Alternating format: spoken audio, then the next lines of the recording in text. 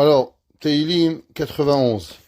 Ce soir, on va faire le cours, on va dédicacer le cours à deux êtres très spéciaux. Un, le mari de Yael, où chaque année on a le mérite de donner cours pour lui, Yosef ben Simcha, Tiye Nishmato Tserura Bitzrora Hayim, sa nahala, elle est Shabbat, vendredi soir, tous ceux qui pourront dire un Teilim, une Mishnah, que Kadosh Baruch Hu y fasse, qu'il prie pour sa femme, qu'il prie pour ses enfants, et qu'il soit Melit Yosher pour tout Klal Israël.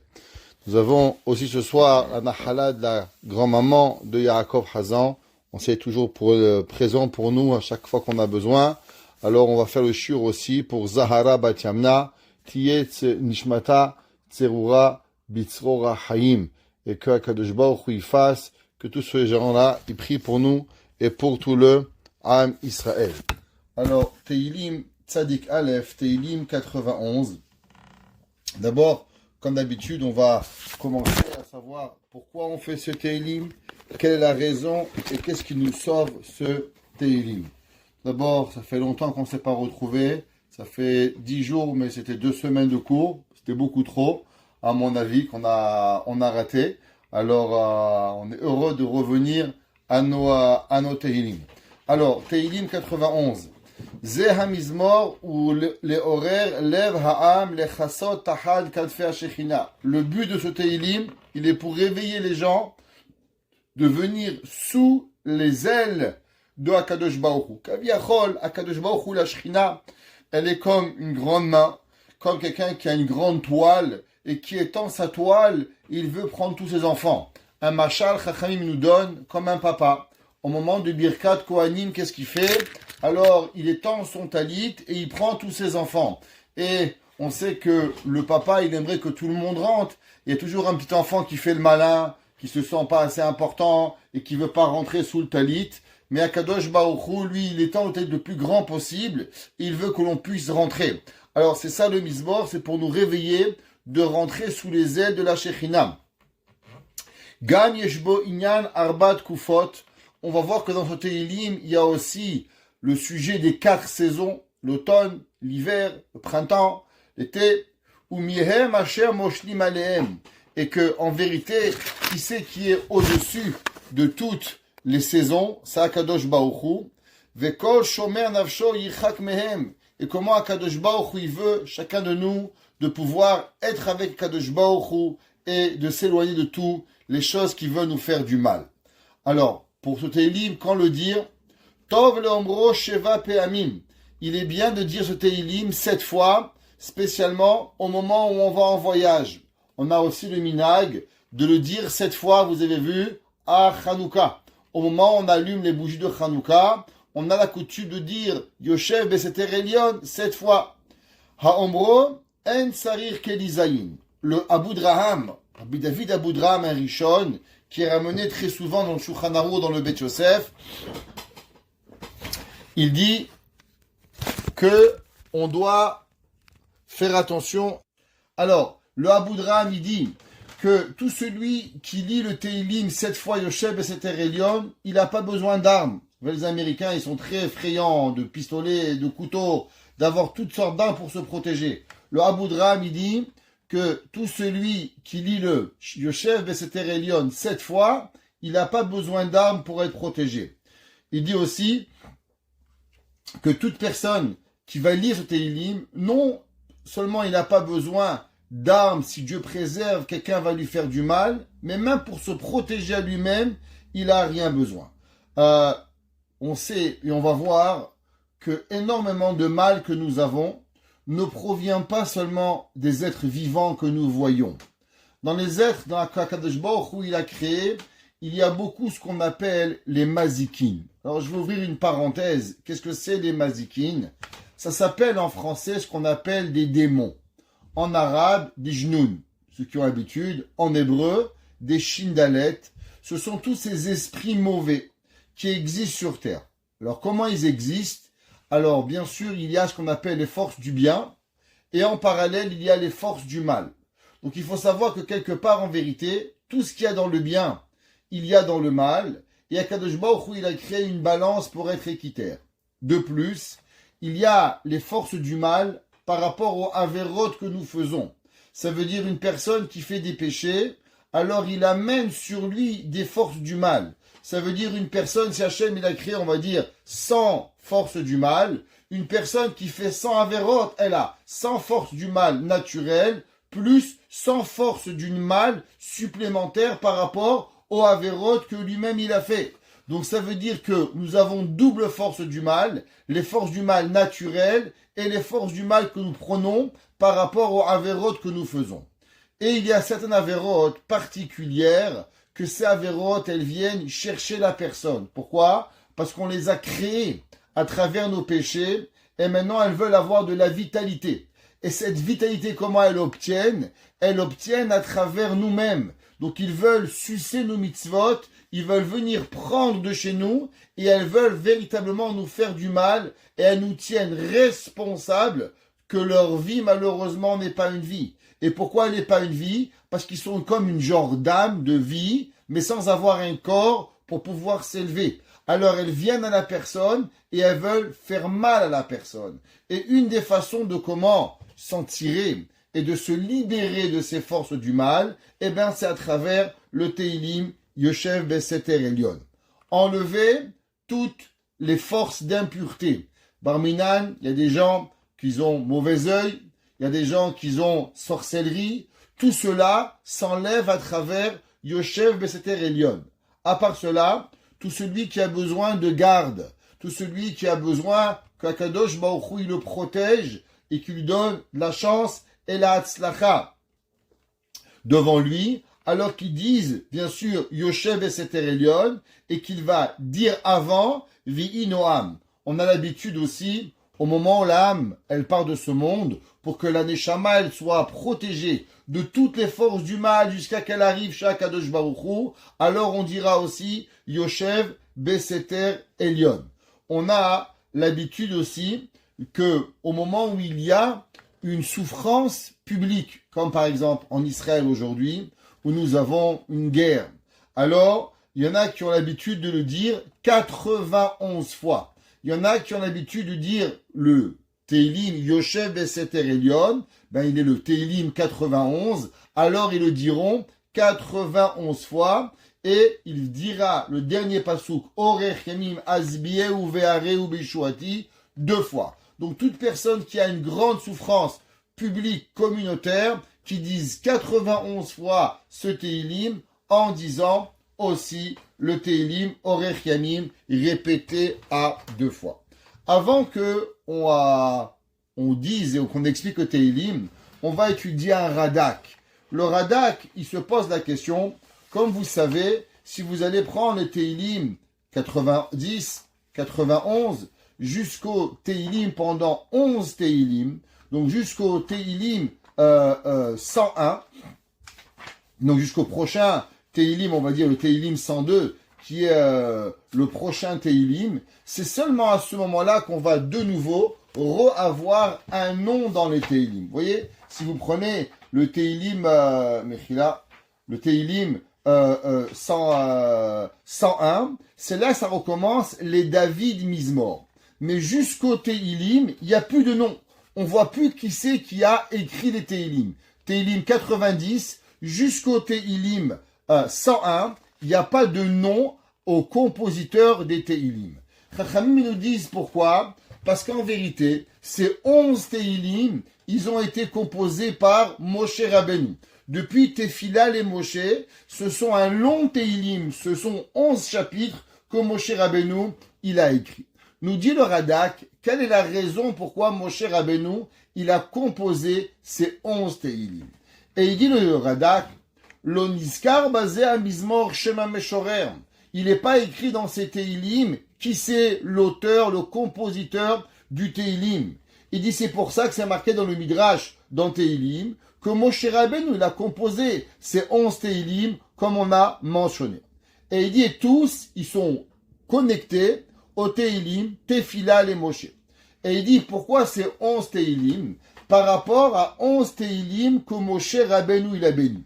Vous savez que dans Parashat Vezot HaBeracha, si vous allez faire attention, Moshe Rabbeinu bénit Reuven, va bénir Lévi, va bénir Yehuda, il va bénir 11 tribus. À part une tribu qui va pas bénir.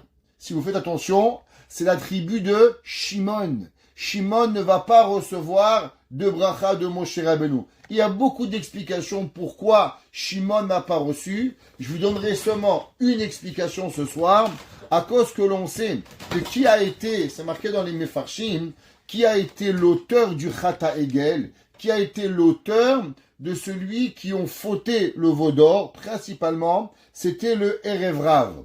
Et le Erev Rav était associé à quelle tribu? À la tribu de Shimon. Qui c'est qui était l'auteur de la vente de Yosef? C'était aussi Shimon. Alors du fait que Shimon, il a participé activement à la vente de Yosef.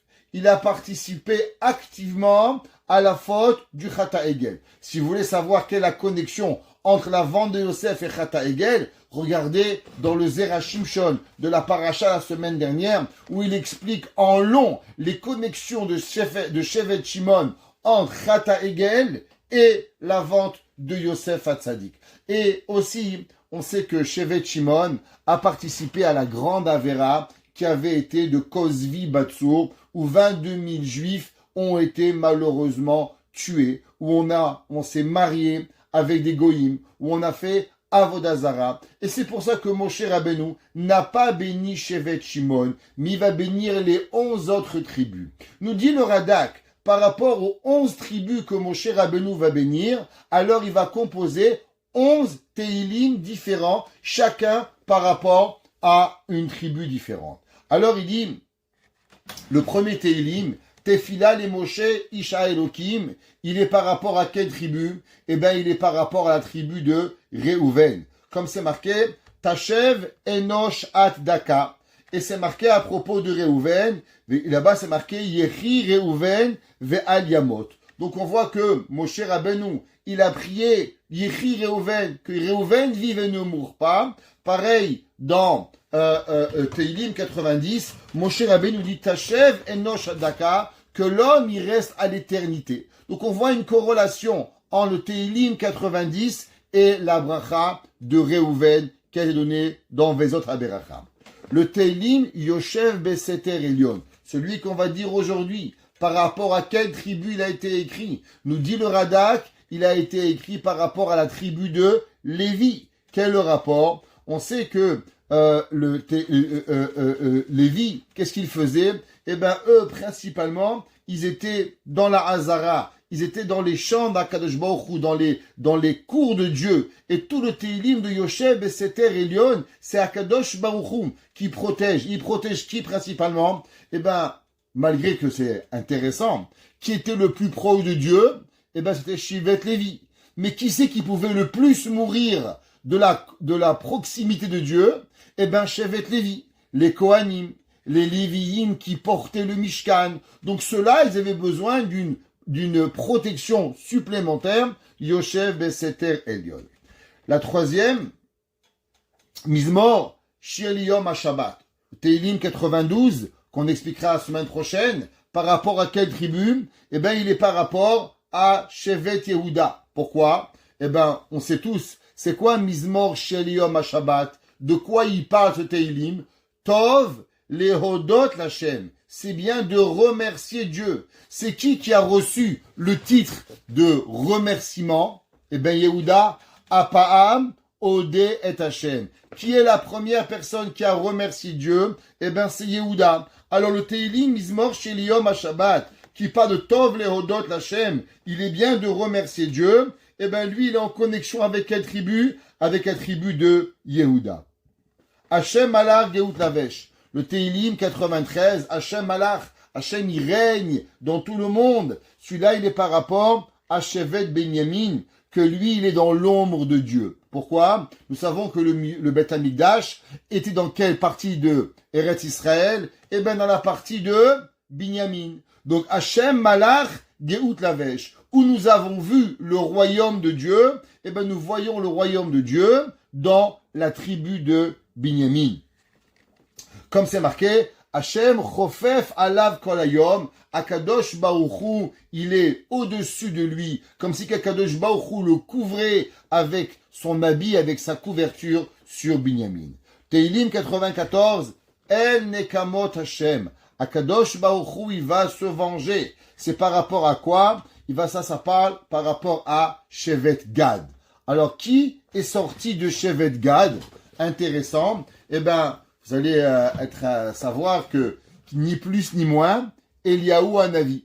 Eliaou, le prophète, de quelle tribu il était? Shevet Gad. Et quelle était la mida de Eliaou Hanavi? Eh bien, Eliaou, il est Pinchas. Il a le même trait de caractère. Qui est quoi? La Nekama. Il venge Dieu. Alors, El Nekamot Hashem. On va venger Akadosh Baruch Hu. Ça, c'est par rapport à Eliaou Hanavi. Que lui, il va bien sûr détruire les nations pour faire régner Akadosh Baruch Hu dans le monde.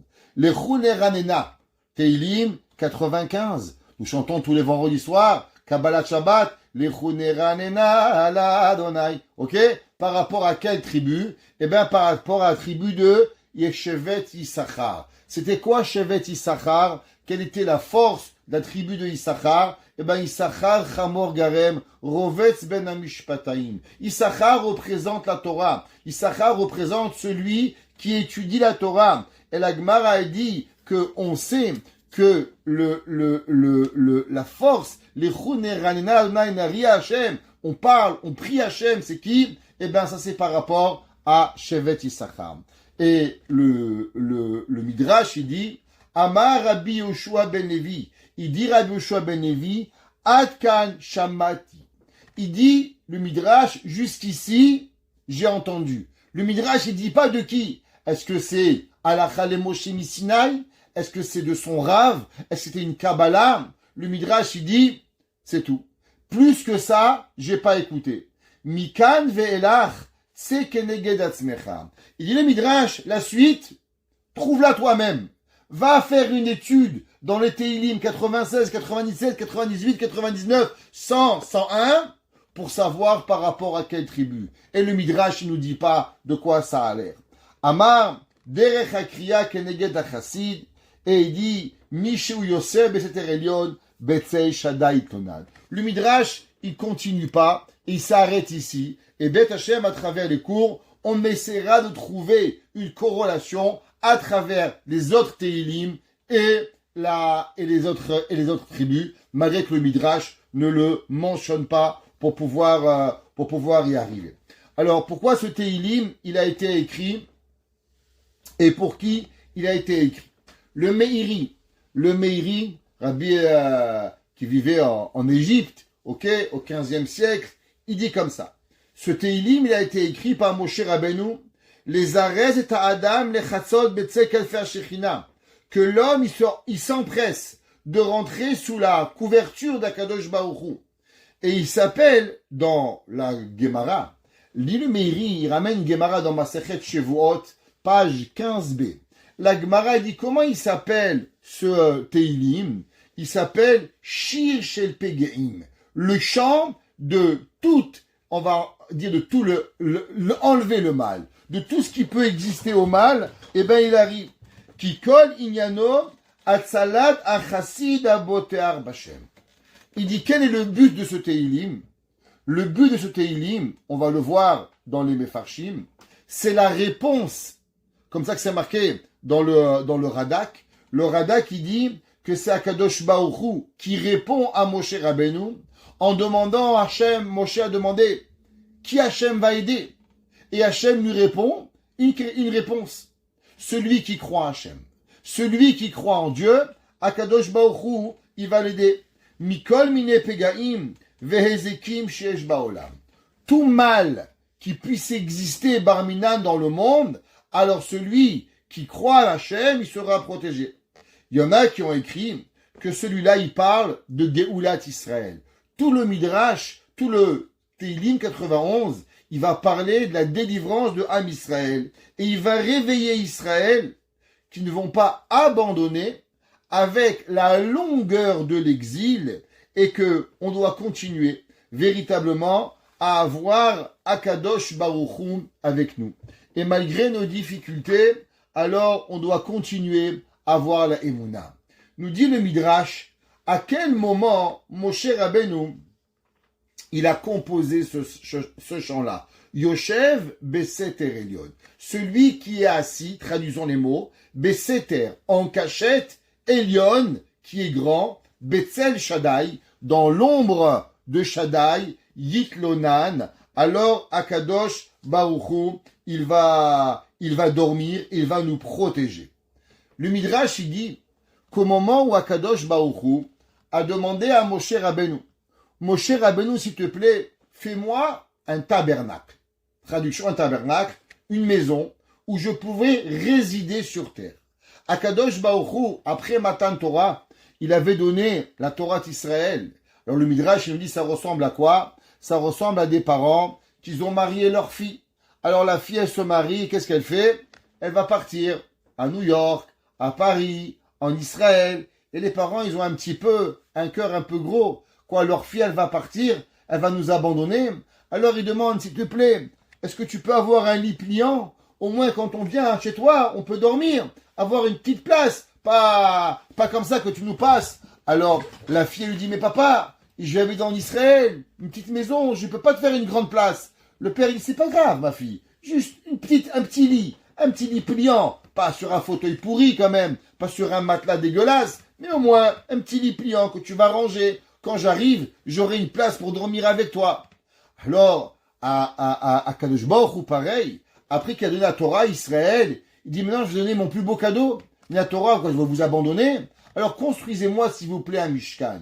Alors, Moshe Rabbeinu, il dit à Dieu, mais à Kadosh Baruch Hu, comment tu veux que je te construise quelque chose? Tu es plus grand que tout le monde. Et à part ça, Shlomo HaMelech, il va construire à toi un Beth Amikdash, un sanctuaire énorme, magnifique. Comment moi, Moshe Rabbeinu, je vais construire un petit 2 mètres sur 3 mètres? C'est une honte pour Akadosh Baruch Hu. Comment on peut faire cela? Et c'est pour cela que Moshe Rabbeinu, il va composer ce chant. Yoshev Beseter Elion à Akadosh Baruch Hu. Pour que Akadosh Baruch Hu, il demande, s'il te plaît, aide-moi pour pouvoir arriver à concevoir et à construire ce que j'ai besoin pour toi, Akadosh Baruch Hu.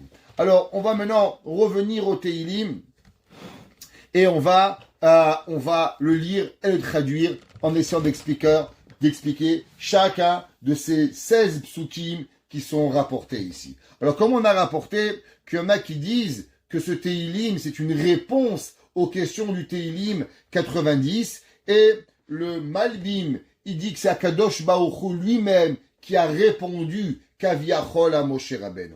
Alors, il dit, comme on a dit, c'est une voix céleste qui répond à Moshe. Yoshev Beseter Elion, toi l'homme qui a confiance à Akadosh Baruch Hu, et que tu es où? Tu es caché.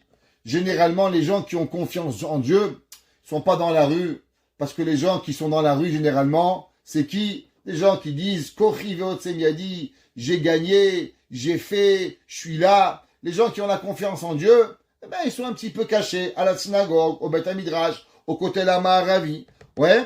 Et où ils se cachent? Eh ben, ils se cachent avec toi, Hachem. Yoshev, celui qui a confiance, Beseter. Il est caché avec Akadosh Baruch Hu. Ve'ata, et toi, Betzel Shaddai Itlonan. Et toi, à l'ombre de Dieu, alors toi, tu vas dormir. Ça veut dire que, Kaviachol, la personne, elle se dit, où est-ce que je vais? Où est-ce que je suis? Eh bien, je suis que avec Akadosh Baruch Hu. C'est Akadosh Baruch Hu le seul avec qui je peux avoir confiance et puisse pouvoir vivre. Nous dit le Chida. Qu'est-ce que ça veut dire Yoshev Beseter Elion Betzel Shaddai Tonan? Il nous dit le Chida dans son Pirouche Yosef Tehilot. Il ramène au nom du Zohar. Deaosek Besitre Torah. En vérité, vous savez, la Torah, ceux qui savent, elle a 4 niveaux. Ça s'appelle le Pardes. C'est quoi Pardes? Traduction du Pardes, c'est un jardin. P pour Pshat, Resh pour Remez, D, Dalet pour Drash, et le Samer pour Sod. Pardes. Il dit le Chida au nom du Zohar. Il dit de Haosek Besitre Torah, Hashem chofef alav shelo yiketregu alav. Il dit, vous savez, dans la vie, qu'est-ce qu'il y a? Il y a souvent des personnes qui font quoi? Des gens qui nous veulent du mal. Et comment on arrive à se protéger du mal? Eh bien, le Zohar, il dit, c'est en apprenant les secrets de la Torah. Les secrets kabbalistiques de la Torah, ils sont une protection pour Akadosh Baruch Hu. Comme vous avez remarqué que le sod, c'est avec quoi on écrit le mot sod? Le sod, on l'écrit avec un samer. Samer, c'est quoi? C'est comme un rond qui nous protège autour. Une personne qui connaît les secrets de la Torah, comme on essaye de faire à chaque fois, de vous donner des petits secrets du Zohar, du Harizal, eh bien, toute cette étude toranique, elle est là, et c'est elle qui nous donne véritablement la protection d'Akadosh Baruch Hu. Et ça que c'est marqué dans le passage du Chida, Yoshev Beseter Elyon, celui qui mérite d'étudier les secrets de la Torah, alors il va être dans l'ombre d'Akadosh Baruch Hu. Que quoi? Shelo yikatregu alav, que les mauvais anges ne pourront pas partir et ne pourront pas parler de lui à Akadosh Baruch Hu. Et là, il vient nous donner un grand secret au nom de Rabbi Shimshon d'Astropoli. Alors, je ne pouvais pas juste vous dire qu'il faut dire un secret de la Torah, sans vous en donner au moins un ce soir. Et ce soir, je vais vous donner un secret incroyable qui a été transmis par Rabbi Shimshon d'Astropoli, qui a vécu dans la ville de Polnoa, où il a été tué en Ukraine, juste avant le Baal Shem Tov, Rabbi Shimshon d'Astropoli, où j'ai eu le mérite d'être à côté de son kever, Hashem Inkom El Damo. Il a été tué et massacré par les Cosaques, qu'Akadosh Baruch Hu fasse, que son sang il pleure chez Dieu et que Dieu il punisse tous ces Russes et ces communistes et tous ces Ukrainiens du mal qu'ils nous ont fait. Et il dit, alors vous savez qu'il y a dans la vie des forces du mal. Et une certaine force du mal qui veut une seule chose, qui veut que nous oublions la Torah. Alors vous savez que dans les premières tables de la loi, il n'y avait pas d'oubli. Ça veut dire que l'homme, il apprenait la Torah, vous oubliez jamais rien. Rav Google. Ça veut dire, imaginez-vous, vous apprenez un livre, vous vous en rappelez. Toute votre enfance, toutes vos études, pas de devoir, rien. T'apprends, et tu te rappelles de tout. Depuis qu'on a fait malheureusement le veau d'or, alors il s'est passé qu'il y a une force du mal qui est venue et qui a quelque part fait qu'on oublie. Alors, si on va essayer de réfléchir un petit peu, quel a été le début de la faute du veau d'or?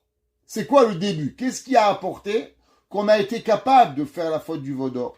Eh bien, vous savez que la faute du veau d'or, au moment où le peuple juif il a voulu faire cette faute, eh bien, il y avait un homme qui s'appelait Chour. Chour, il s'est mis devant le peuple juif et dit, hey, qu'est-ce que vous faites? On va pas faire un veau d'or, on vient de sortir d'Égypte. Et qu'est-ce que ça a créé? Ça a créé une querelle entre les béné Israël de ceux qui voulaient faire le veau d'or et ceux qui voulaient pas faire le veau d'or. Et de là, on a tué Chour. Alors Aaron à Cohen, il a eu peur qu'on le tue et que le peuple juif n'aurait plus de pardon. Alors qu'est-ce qu'il va faire? Il va les laisser faire le veau d'or. Et quelque part, il va, chas v'shalom, loin de moi de dire des grossièretés, mais quelque part un petit peu participer à ce veau d'or pour ne pas être chas v'shalom, que le peuple juif soit tué, mais vraiment d'une façon grossière, comme je l'explique. Comment elle s'appelle la querelle en hébreu? La querelle, elle s'appelle rive. Une querelle. Rive, la rive bénéem, de se bagarrer. Nous dit Rabbi Shimshon d'Astropoli, comment elle s'appelle la force du mal qui va faire que l'on oublie la Torah? Eh bien, cette force du mal, elle s'appelle rive. J'ouvre une parenthèse. Vous savez que il y a semaine dernière encore, nous étions dans Hanouka. Et dans Hanouka, qu'est-ce qu'ils ont voulu les Grecs? Les Grecs, ils ont voulu les Ashkichan Toratecha, nous faire oublier la Torah. Les Grecs, ils avaient qu'une seule envie. On pouvait vivre, manger de la dafina, manger du couscous, manger du gefilte fish pour les pauvres ashkénazes. C'était pas grave. S'ils voulaient, les Tunisiens, une bonne keila, c'est pas grave. L'essentiel, c'est qu'on oublie la Torah.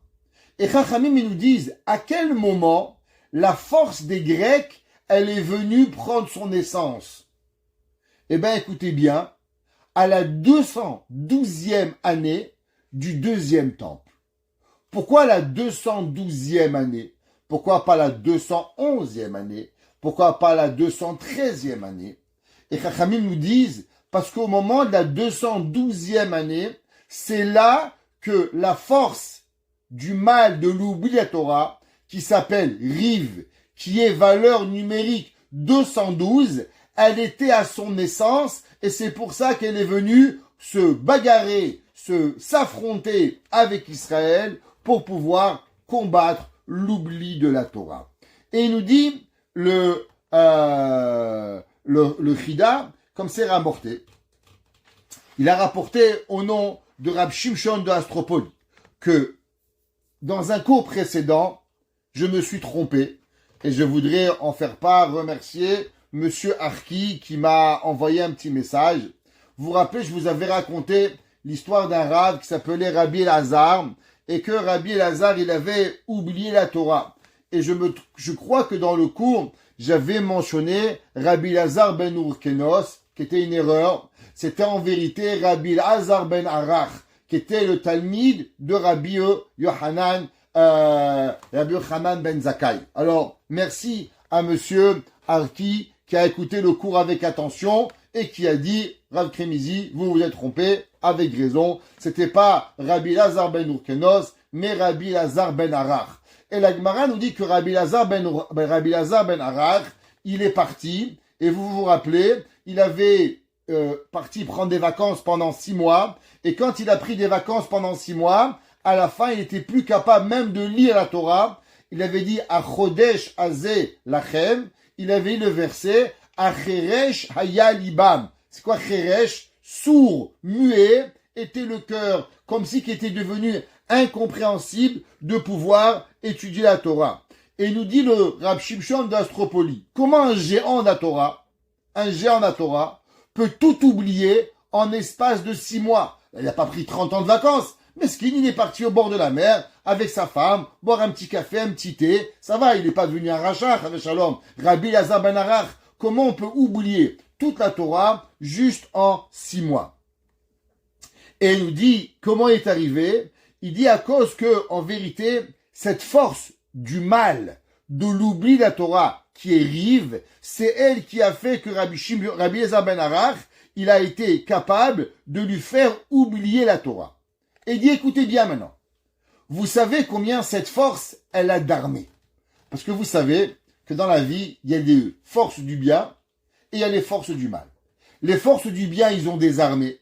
C'est quoi des armées? Eh bien, chaque kollel, chaque yeshiva, chaque synagogue, elle est un soldat de la force du bien pour nous rapprocher d'Hachem. Pareil, les forces du mal, elles ont eux aussi des armées pour nous faire oublier Akadosh Baruch Hu. Alors à combien il y a de forces du mal pour pouvoir nous faire oublier la Torah? Nous dit le Rab Shimshon Astropolia qu'il y a 605 forces du mal. Taf, Resh, He. Taf, 400, Resh, 200, et 5, 605 forces du mal. Pourquoi 605 du mal? D'où est sorti ce mot 605, on l'a inventé comme ça. Il dit, vous vous rappelez Esav. Comment Esav il s'appelle? Il s'appelle Aderet Se'ar. Que veut dire Aderet? Aderet veut dire une gloire. On sait que Se'ar, les cheveux, c'est quoi les cheveux? Les cheveux, c'est ce qui sort de l'homme. C'est ce qu'on appelle en langage kabbalistique la klipa. Ce qui englobe la personne extérieure. Alors c'est pour ça que, par exemple, d'après la Kabbale, une femme, quand elle va au mikvé, elle doit toujours couper au moins un petit peu des cheveux. Et d'après la Kabbale, elle doit couper les cheveux qui ont poussé pendant la période de Nida. Pourquoi? Parce que cette petite partie-là, c'est elle que les forces du mal, elles ont. Pourquoi on enlève les ongles? Les femmes, elles enlèvent les ongles. À part les problèmes de khatitsa, aujourd'hui, les femmes, elles se permettent de dire, ok, j'ouvre une parenthèse, mais je dois le dire quand même. Alors, on peut aller au mikvé avec des ongles longs et on peut aller avec des vernis à ongles. Dans la Torah, il n'y a pas que le pshat. Il n'y a pas que la halakha. Al-pi Kabbalah, c'est très, très grave à une femme d'aller au mikvé avec les cheveux, les ongles longs. Pourquoi? Ça veut dire qu'elle prend les forces du mal et elle les rentre dans le mikvé avec elle et elle ne ressort pas. Pas se poser des questions. Si Barminan, tellement d'enfants, ils sortent du chemin de la Torah, parce que ces enfants qui vont au mikvé Alpi Kabbalah, eh ben, ils ont des grandes taches sur leur tête. Alors, à combien on doit faire attention? Et on referme la parenthèse pour pouvoir y arriver. Alors, les cheveux représentent cette force du mal. Aderet Sehar. Aderet, valeur numérique de combien? 500, 605, comme ce qu'il nous a enseigné. Et il nous dit, le Rav Shimshon Rav Estropolia, vous savez qu'est-ce qui va être écrit sur le front de Mashiach pour anéantir et abolir les forces du mal? Et il dit Kadat. C'est quoi Kadat? C'est valeur numérique de 424. Kadat. Où est-ce que c'est marqué? Ve'ashtia Kadat en ones. Et il dit que sur ce mot de Dieu, Kadat, qui sera sur le front de Mashiach, on pourra abolir la force du mal. Et il explique Rav Shimshon Me'astropolia. Et il dit que, on sait que Rabbi Lazar ben Arach, il est venu chez lui cette force du mal. Quelle force du mal? La force du mal 212. Et que elle s'est transportée avec 605 forces. Et il dit, c'est pour ça que, qu'est-ce qu'il a lu? À la place de lire Achodesh Hazeh Lachem, il a lu Acheresh Aya Libam. Et il s'est trompé, et il a changé en vérité. C'est quoi les lettres qu'il a changées? Eh ben, il a changé les lettres Riv. Si vous lisez Achodesh, il a lu Acheresh. Après, Aya, Achodesh Hazeh, à la place de Hazeh, qu'est-ce qu'il a dit? Haya, donc c'est la lettre Yud. Donc il a mis la lettre Resh à la place de la lettre Dalet.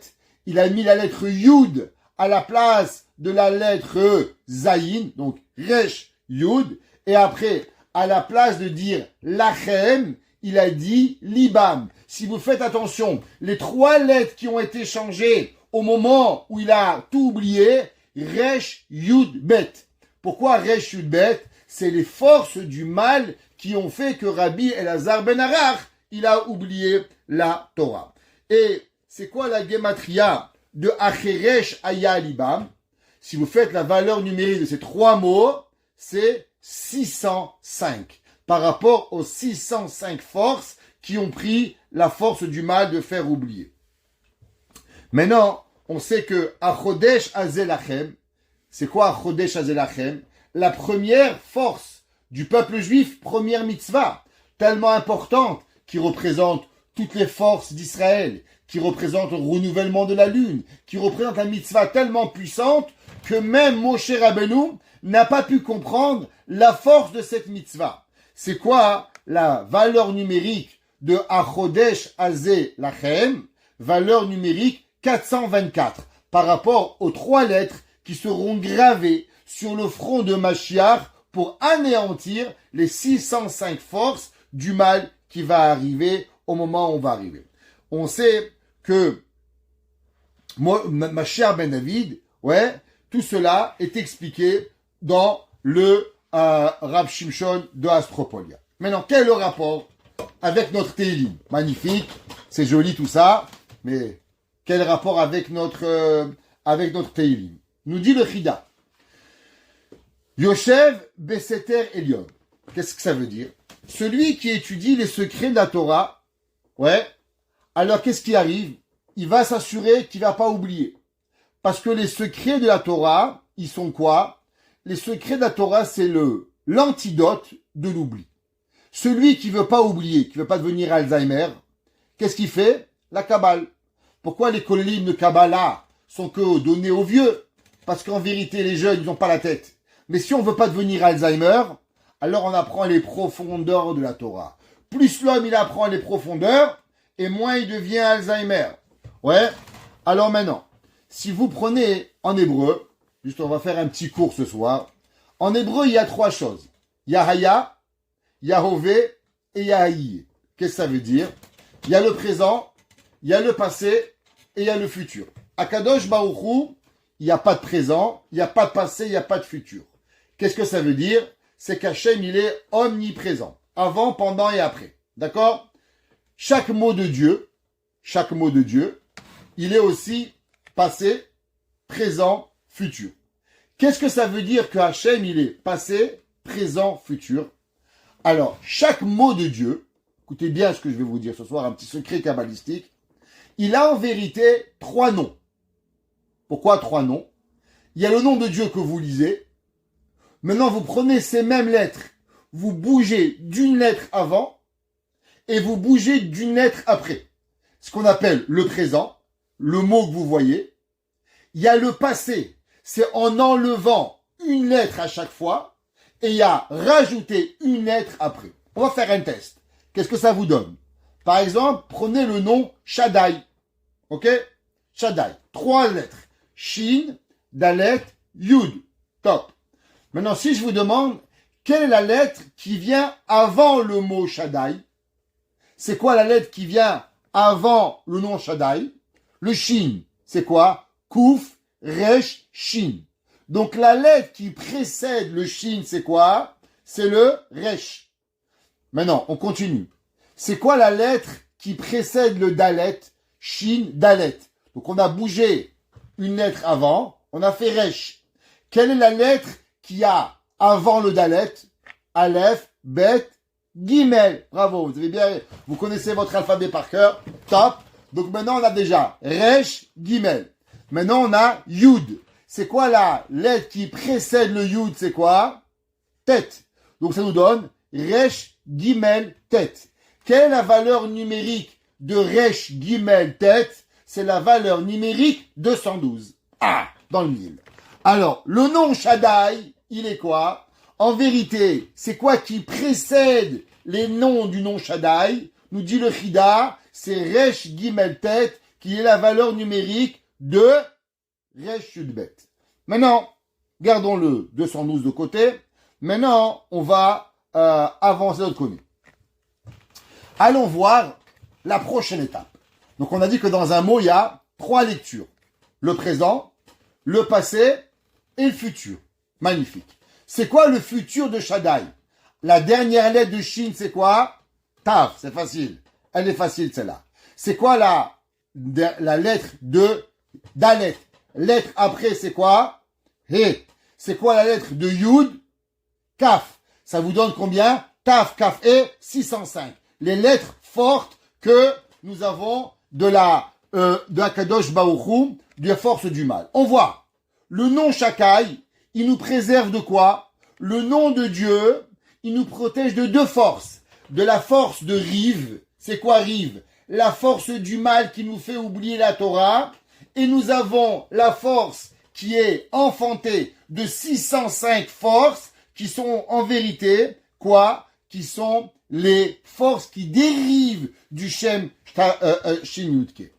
Et qu'on sait qu'en vérité, le Shem Tav Kafé, qui est quoi? Qui est aussi un nom de Dieu, qui est la force principale d'Akadosh Baruch Hu, qui est en vérité celui qui provient des 72 noms d'Akadosh Baruch Hu qui arrivent. Et qui est quoi? Qui est bon pour la Hatzlacha. Quand on veut avoir une bonne force de Dieu, qu'est-ce qu'on a? On pense à ce chiffre Taf Kaf E, 605. Il est aussi fort pour la Hatzlacha. Maintenant, qu'est-ce que c'est ce nom Taf Kaf E?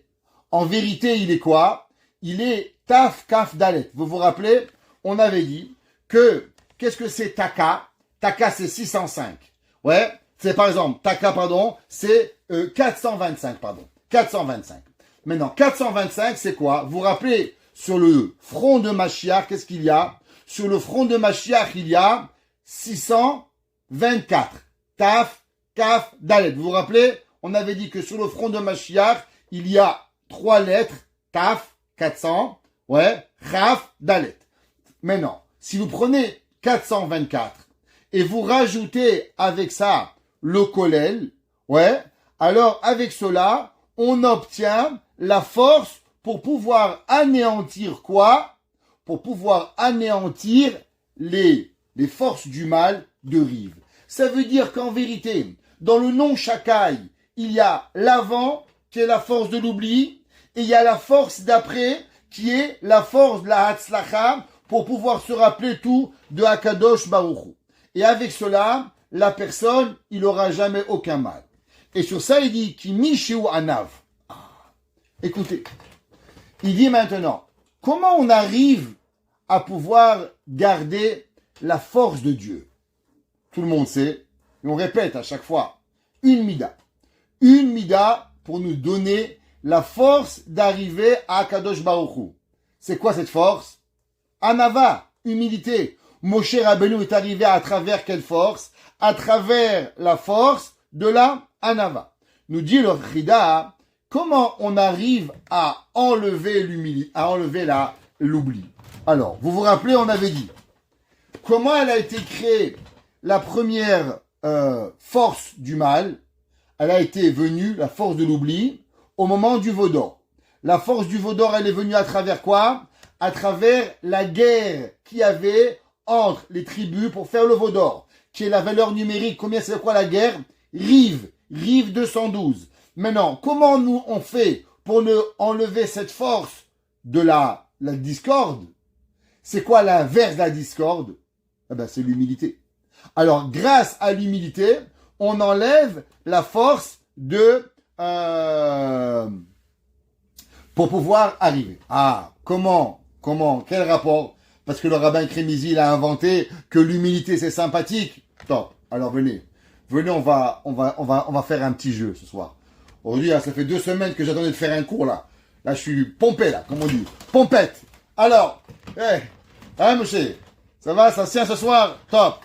Alors, qu'est-ce que c'est avoir avec Hachem? Qu'est-ce que c'est être à Kadosh Baruch Hu? Hachem, c'est être en proximité avec Dieu. C'est quoi l'inverse de l'oubli? Le souvenir. D'accord? Ce souvenir, c'est l'inverse de l'oubli. Un homme qui se rappelle, il a pas oublié. Top. Maintenant, c'est quoi le nom d'Akadosh Baruch Hu qu'on va jamais perdre? Jamais. On peut pas perdre le nom de Dieu. Il y a un seul nom qui reste avec nous à tout jamais. C'est le nom Yud-Ke. Même si Amalek, il essaye par tous les moyens de nous combattre, il y a un seul nom qui pourra jamais enlever de Dieu. Le Yud-Ke Vav-Ke, il peut le séparer. Il peut séparer Yud-Ke du Vav-Ke. Mais un nom qui peut jamais séparer, c'est quoi? C'est le Yud-Ke. Le Yud-Ke est la force que Am Israël il a avec Hachem, inséparable de Dieu. Alors, nous dit le Chida. Alors maintenant, qu'est-ce qui se passe si vous prenez ce nom Yud-Ke et vous lui rajoutez le mot rive? Vous vous rappelez que rive, c'est la force du mal. Maintenant, quand est-ce que Dieu il est avec vous? Dieu est avec vous quand vous êtes dans l'humilité. Comme la Torah dit à chaque fois, que si Akadosh Baruch Hu, il est un homme qui est humble, il est avec lui. Sinon, oublie. Un mariage. C'est quoi un mariage qui a la paix à la maison? Ish veisha. Ish, c'est Yud. Isha, c'est E. Quand il y a le shalom entre eux, il y a la paix. Il n'y a pas de shalom, oublie. C'est quoi? Esh, la guerre. Maintenant, prenez le nom Yudke, 15, et mettez-le sur le mot 212. Rive. Alors, faites 212 plus 15, ça vous donne combien? 227. Valeur numérique, Zachar, Zocher, rappelle-toi. Zachor, Zayin, Chaf, Resh, 227. Dis le Chida, tu sais qu'est-ce qui se passe mon frère? Quand tu as le problème de rive, que cette force du mal, elle veut que tu vas oublier tout. Qu'est-ce qu'il y a? Sois humble et l'humilité. Et grâce à l'humilité, tu as la Hashem, Yud-Ke qui vient avec toi. Et là, tu pourras transformer le Shem rive en quel Shem? Avec le Shem de Zachor Velo Yishkar. Et c'est pour ça que la Gemara nous dit, quelle est la raison pourquoi la halacha, elle était toujours comme Hillel? Pourquoi on était comme Hillel? La Gemara dit parce que Hillel, il avait l'humilité. Quel est le rapport avec l'humilité et avoir la halacha? Dit le Chida, c'est simple. Il y avait 2 hommes, Hillel et Shammai. Hillel avait plus d'humilité. Puisqu'il avait d'humilité, alors il n'oubliait jamais rien. Donc comme il n'oubliait jamais rien, alors on pouvait compter sur son étude de la Torah qu'il n'avait pas oublié quelque part une halakha. À l'inverse, Shammai, qui avait moins d'humilité que Hillel, alors automatiquement on pouvait douter que peut-être il avait oublié quelque chose, et s'il avait peut-être oublié quelque chose, alors on ne pouvait pas arriver à avoir la halakha comme lui pour pouvoir y arriver. Et le Chida continue et il dit que c'est marqué que le passou dans Mishlei est écrit Simcha le ish bim'ono pi vedaber. Qu'est-ce que ça veut dire? Que la simcha, qui est c'est quoi la simcha? La présence divine, la shrina, ouais, alors elle appartient à le ish b'ma'ana, à l'homme qui est humble. Et il dit, qu'est-ce que ça veut dire? Il dit, c'est la personne qui a le zikaron, qui a le rappel d'Akadosh Baruch Hu, le souvenir d'Akadosh Baruch Hu. Ouais.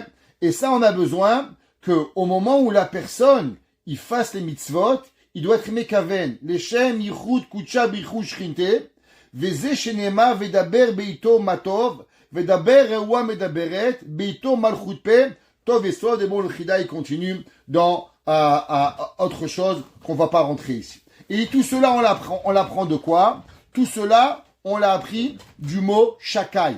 C'est ça que Moshe Rabbeinu, il a dit, Yoshev Beseter Elyon, celui qui est assis. Dans quoi? Dans les secrets d'Akadosh Baruch Hu, qui est quoi? Les secrets de la Torah. Alors Betzel Shaddai, qu'est-ce que c'est Betzel Shaddai? Celui qui est dans l'ombre de Shaddai. C'est quoi l'ombre de Shaddai? Comme on a expliqué, c'est malheureusement ou bien le Riv, ou bien le Shem Taka. Alors Yitlonan, il ne dormira pas, il sera avec Akadosh Baruch Hu. Ça, c'est un verset ce passou de ce Teilim, Yoshev Beseter Elyon, à combien il a cette force incroyable de puissance pour nous réveiller à Akadosh Baruch Hu, de pouvoir arriver. Juste un peu tard, il reste 2 minutes. J'aimerais donner un petit secret sur Yoshev Beseter Elyon. Bet Hashem, la semaine prochaine, j'ai pas vu le temps passer, on continuera le Teilim 91 parce qu'il est trop important, on le dit tous les vendredis, tous les samedis soirs, on le dit très souvent ce Teilim, alors on continuera. Nous dit le Tefila les Moshe, on a rapporté souvent Moshe Teitelbaum, qui était le grand-père du Rabbi Yoel Teitelbaum, ouais, Satmar, ceux qui enseignent à Satmar, ils peuvent dire qu'ils ont appris un peu de la Torah de Satmar. Il dit, qu'est-ce que c'est le principe de Yoshev Beseter Elyon? Il dit, Elyon, Yoshev Beseter, she'en masigim oto bemidat ha'elyoni. Il dit, qu'est-ce que ça veut dire? Yoshev, celui qui est assis dans le secret des grandeurs. Alors, c'est pas la folie des grandeurs de Rabbi Jacob, c'est pas la folie des grandeurs de Louis de Funès. Qu'est-ce que ça veut dire? Yoshev, ah ouais, ça suit au moins. Je me demande si les gens y suivent. Là, je vois que les gens y sourient au moins. Ça va, je vois que il y a un sourire quelque part. Ça va, Baruch Hashem. Alors, qu'est-ce que ça veut dire? Que l'homme, on n'est pas capable de concevoir Akadosh Baruch. Il dit, Rabbi Teitelbaum, qu'est-ce que ça veut dire? Que l'homme, il doit savoir, comme le Rambam, il écrit, dans les Chodéot, comprendre Dieu, c'est impossible. Yoshev, Beseter Elyon. Dieu lui-même, c'est quoi la grandeur de Dieu? Eh ben, c'est Kachem, c'est sa grandeur d'Akadosh Baruch Hu. Betzel Shaddai. Qu'est-ce que ça veut dire Betzel Shaddai? À l'ombre d'Akadosh Baruch Hu. Alors, encore une fois, il dit Hane'elam min Shaddai. Ce qui est caché de Hachem, qui est Hatzel. Qui est Hatzel, valeur numérique 500. Alors, quel est le rapport avec la valeur numérique 500? Alors, juste pour... on va étudier un petit Tosfot, si vous le voulez bien, hein, ensemble. Gemara dans Masechet Chagiga. La Gemara, est-ce que vous le voyez tous ici, avec moi, sur l'écran? La Gemara dans Masechet Chagiga, elle dit que d'un bout du monde à l'autre bout du monde, il y a une distance de 500 années. On ne va pas rentrer années-lumière à combien. La Gemara a dit que du début du monde à la fin du monde, il y a un espace de 500 ans. Misof haolam ve'atzofo, La Gemara dit du début du monde à la fin du monde, il y a combien? Il y a 500 ans. Dit Tosfot, Mahalach Tafkuf Shana, l'espace de temps de marché 500 années. D'où est-ce qu'on sait que ça prend 500 ans de marché d'un bout du monde à l'autre? Quel est le rapport? Peut-être 600 ans, peut-être 1000 ans. Qu'est-ce qu'on s'en fout? D'où est-ce que ça marche?